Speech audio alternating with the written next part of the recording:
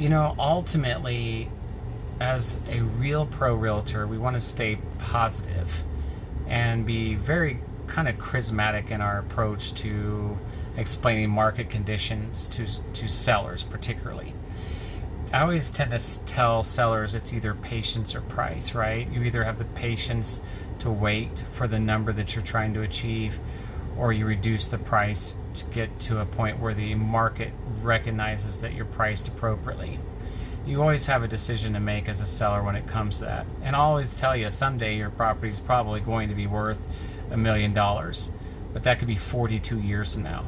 So you kind of have to make the decision where you want to be in that line. But do this to yourself. Don't torment yourself when you decide to overprice it and it sits on the market for a tremendous amount of time.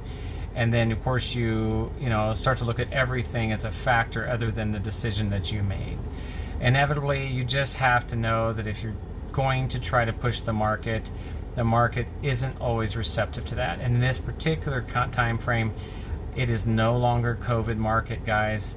The risk that you can't take now, it's a different thing.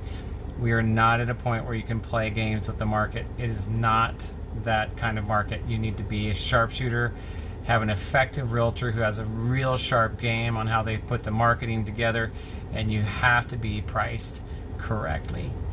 It just doesn't work. Doesn't work, guys.